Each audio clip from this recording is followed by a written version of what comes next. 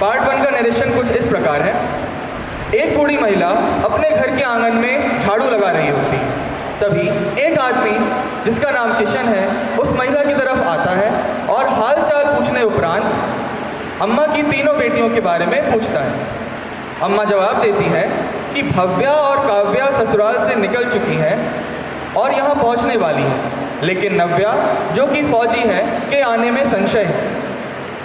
अगला दृश्य किसी फौजी कैंप का, जहाँ नव्या को अम्मा की चिट्ठी मिलती है और उस चिट्ठी को पढ़कर वो भावुक हो उठती है। प्यारी बेटी नव्या, आशा करती हूँ तुम अच्छी हो। मैं जानती हूँ तुम्हें छुट्टी मिलना मुश्किल है, लेकिन अपने तीनों कलेजे के टुकड़ों को एक नज़र देखने को मेरी आंखें तरस गई। भोलेनाथ की कृपा से इस बरस 3 बरस बाद इस सावन पहली बार ऐसा सौभाग्य प्राप्त हुआ। अगर संभव हो तो अब की बार घर आ जा बेटी, क्या पता फिर कब। अगला दृश्य गांव के घर का, जहां अब भव्या और काव्या पहुंच चुकी है और घर पहुंचते ही दोनों के बीच बहस शुरू हो जाती है और अम्मा उन दोनों को फटकारते हुए अंदर ले जाती है। अगले दृश्य में नव्या कैंप से रवाना होकर घर की ओर आ रही होती है। तभी उसकी मुलाकात एक बूढ़ी महिला से होती है और वो बूढ़ी महिला अपना परिचय बुधियर माई के नाम से बताती है। नव्या उन्हें पहचान नहीं पाती, फिर भी वो नव्या को चुन्नी बाई समझकर उससे बात करने का प्रयास करती है, लेकिन इतने में एक लाल वस्त्र पहना आदमी उन्हें वहां से खींचकर ले जाता है। अगला दृश्य एक कमरे का दृश्य, जिसके एक किनारे बैठकर अम्मा कुछ पुरानी तस्वीरें देख रही है और बीच बीच में दरवाजे को निहार रही है। नव्या चुपके से दरवाज़ा खोलती है और अंदर आती है कि तभी दरवाजे के किनारे रखा फ़ोन बजता है। नव्या तुरंत फ़ोन उठाती है। सरहद पर जंग के आसार होने के कारण नव्या की छुट्टी रद्द कर उसे कैंप वापस बुला दिया जाता है। अगला दृश्य जंग का मैदान, जहां लगातार गोलीबारी का सामना करते हुए नव्या शहीद हो जाती है। और इसके बाद अगला दृश्य गांव का वही घर के दरवाजे पर दस्तक होती है और अम्मा बड़े उत्साह के साथ दरवाज़ा खोलती है।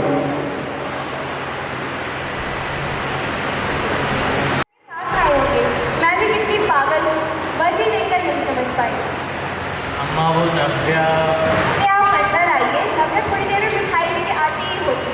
ये लड़की इतनी जिद्दी है ना, मैं क्या बताऊँ। बीते दिन सरहद पर चलने के लिए नव्या से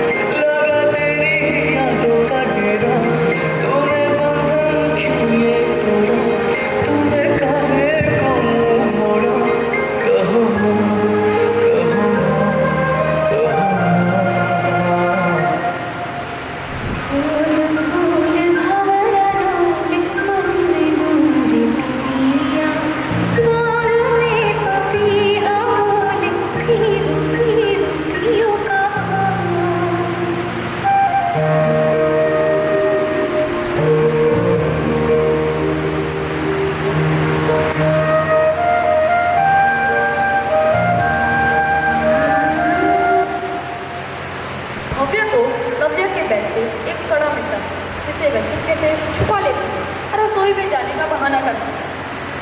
गांव का दृश्य जहाँ काव्या और भव्य के पति का गांव में आगमन होता है और गांव में आते ही उनकी मुलाकात किशन से होती है।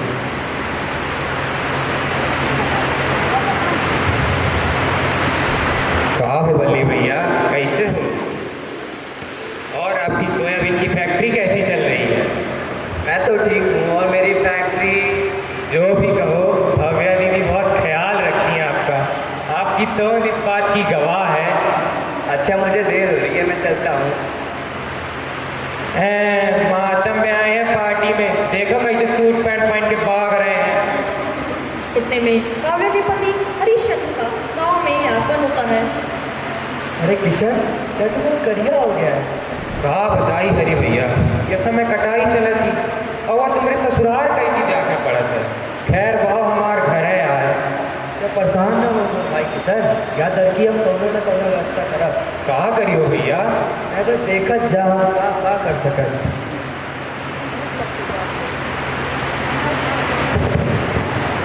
दोनों जमाई लगभग एक ही समय पर घर पहुंचते हैं और दस्तक देते हैं। काव्या अपना पल्लू ठीक करती है और अम्मा जाकर दरवाजा खोलती है। आवा लल्ला, तुम दोनों अंदर आवा।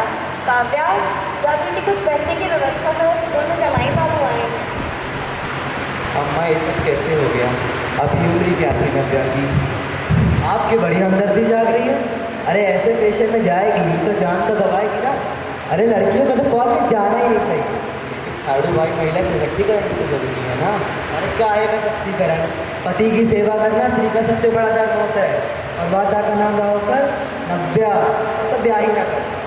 लेकिन जमाना मॉडर्न भी तो हो रहा है ना। अरे क्या है का मॉडर्न? अब देख, हम 6ठी फेल हैं और हमारे लोग आई 8वीं फेल। तब भी हम बाहर जाकर लोगों से डीलिंग करते और वो घर के काम संभालते या हो गए अनुगाई।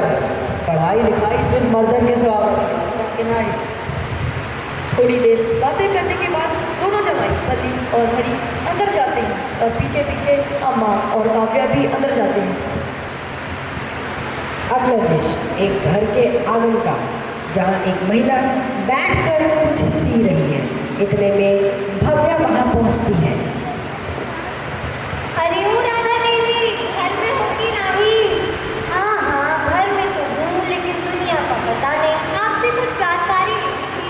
मुर्गी मैंने चुराई थी, लेकिन अभी कहाँ है पता नहीं। अरे मुर्गी छोड़ो, ये कड़ा देखो, इसे पहचानती हो क्या? ये कड़ा तो फुलेरा वाले बाबा ने दिया था तेरी अम्मा और बुधिया माई को। बुधिया माई? ये बुधिया माई कौन है? और ये कड़ा नव्या के पास कैसे आया? ये तेरी अम्मा की सौतेली बहन और तेरी मौसी है, जो कि अब बाकी हो चुकी है। अच्छा, अम्मा ने बताया कि कभी उनके बारे में? कैसे बताती हो? चल मैं ही बताती हूँ। किशन के जन्म से पहले गांव में मधुकाली बच्चों ने घुसपैठ किया और काफ़ी तबाही मचाई। उन्होंने तेरे बापू और किशन के बापू को बड़ी बेरहमी से मार डाला। और तो और ऐसा माना जाता है कि इस हमले के पीछे बुधिया माई के पति का हाथ था।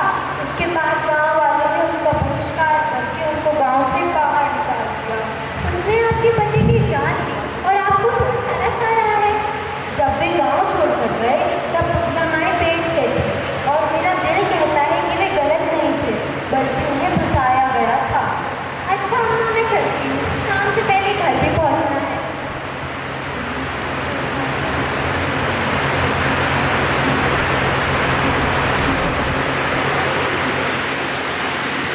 अगला दृश्य 1 महीने बाद का दृश्य, जब एक दिन भव्या घर पहुंचती है और वह देखती है कि वकील साहिबा आई हुई है और अम्मा को कुछ समझा रही है। तभी पीछे पीछे बल्ली भी आता है और बल्ली को आता देख भव्या उसे किनारे से इशारे आने को कहती है। सुनो, दक्षिण के सभी खेत हमारे होंगे, वहाँ फसल अच्छी होती है। मगर मगर कुछ नहीं, जो कह दिया सो कह दिया। लेकिन मेरी बात तो सुनो। मुझे कोई बात नहीं सुननी, तुम बस मेरी हाँ में हाँ मिलाना। भव्या सभी के लिए चाय बनाकर लेकर आती है और हरीशचंद्र उसे इशारे से उसे किनारे ले जाता है।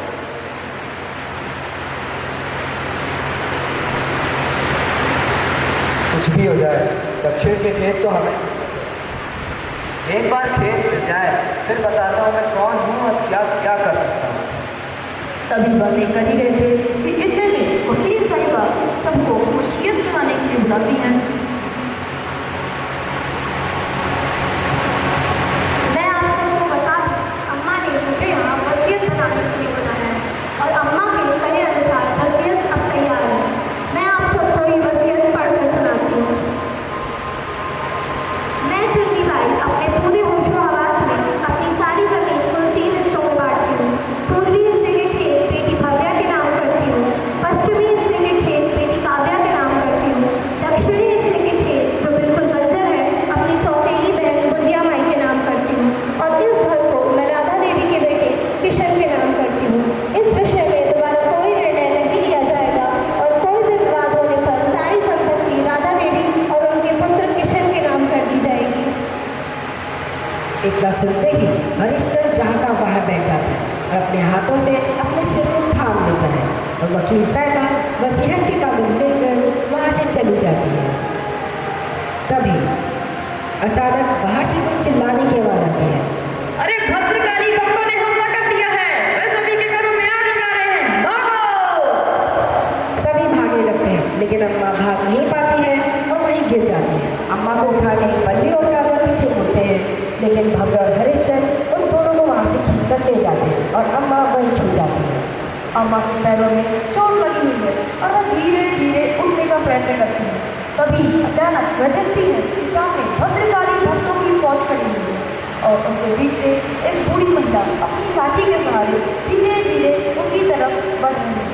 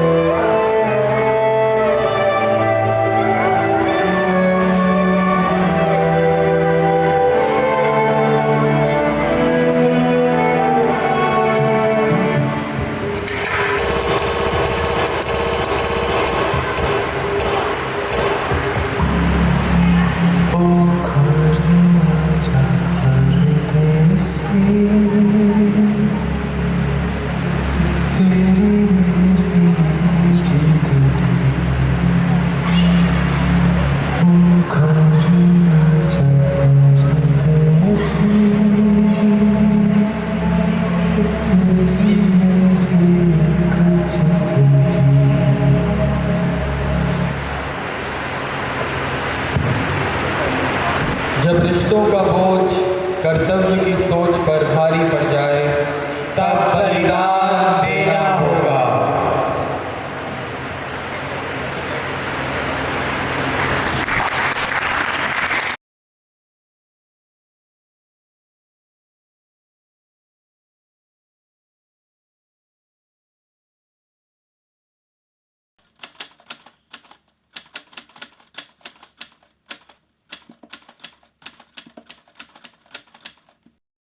एक रात की बात सुनो, मुश्किल थे हालात सुनो। घनी बारिश में शंभु फंसा था, मौसम ने क्या तंज कसा था। दोनों बेटी भी साथ में थीं, चुन्नी बुधिया के हाथ में थी। रात में था घना अंधेरा, पहुँचे सब मिल गांव फुलेरा। आँख खुली तो लगा था मेला, सामने दिखा नाश्ते का ठेला। भूख ने मचाया पेट में शोर, मजबूरी में बन गए चोर। काकी ने चोरी से बचाया, राधा के संग भोजन कराया। शंभ उठा जब मिटाकर भूख, लगा छाती पर निशाना अचूक। अपने घर का बलिदान देकर भागी काकी बच्चों को लेकर। पहुंची जाकर गांव अचारी, वहां फैली थी अजब बीमारी। काकी ने फिर इलाज जुटाया, फुलेरा के बाबा को बुलवाया। बाबा ने बीमारी को भगाया, तीनों बेटियों को कड़ा पहनाया। तीनों साथ तो गांव सुरक्षित, एक अलग तो मृत्यु निश्चित। कह गए बाबा फुलेरा वाले, यह गांव अब तीनों के हवाले।